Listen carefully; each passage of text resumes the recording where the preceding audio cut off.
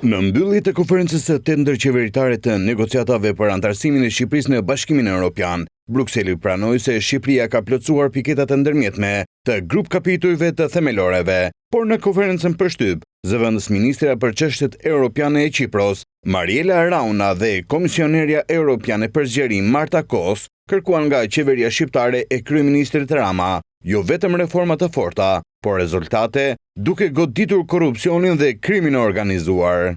Grup kapitulli i themeloreve mbetet në themel të negociatave. Progresi në këtë fazë nuk matet vetëm me miratimin e reformave apo të legjislacionit, por gjithmonë më tepër me zbatimin e tyre efektiv, me një bilanc të konsoliduar dhe të besueshëm dhe nga rezultate të prekshme, të cilat janë të qëndrueshme dhe të pakthyeshme.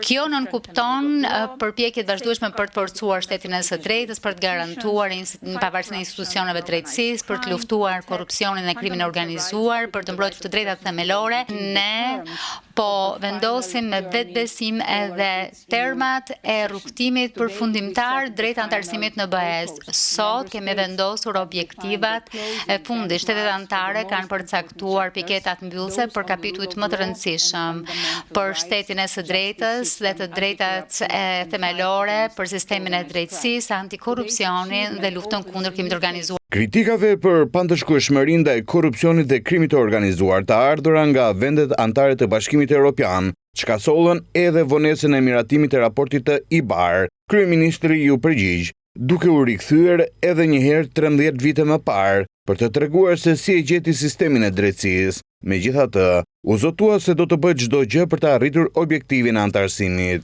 E nisëm me stigmën e një vendi ku kishte kulturë pandëshkueshmërie dhe sot duket si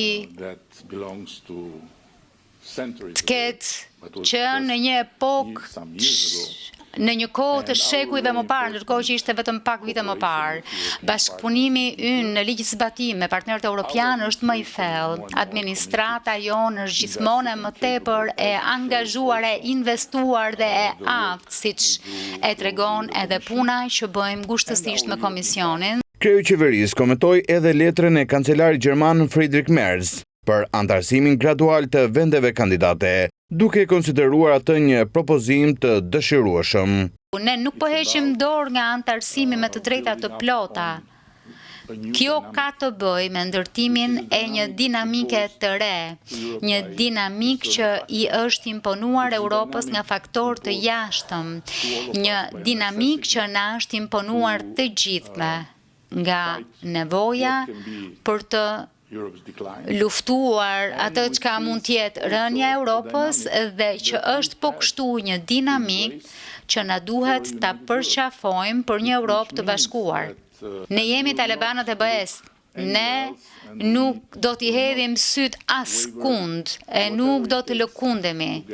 Çfarëdo të duhet do ta bëjmë për të hyrë brenda. Ne do të luftojmë me kokë fortësi. Ndërkohë, në një seri reagimesh në X, delegacioni Bashkimit Evropian në Shqipëri thekson se mes Shqipërisë dhe Bashkimit Evropian është shënuar një hap domethënës me përcaktimin e kritereve përmbyllëse për grup kapitullin e parë, i njohur si themeloret. Në lidhje me këto zhvillime, reagoi edhe kryetari i grupit parlamentar të Partisë Demokratike Gazmend Bardhi, i cili tha se Bashkimi Evropian ka vendosur kushte për të avancuar negociatat dhe se PD do të depozitojë nisma ligjore të reja për integrimin.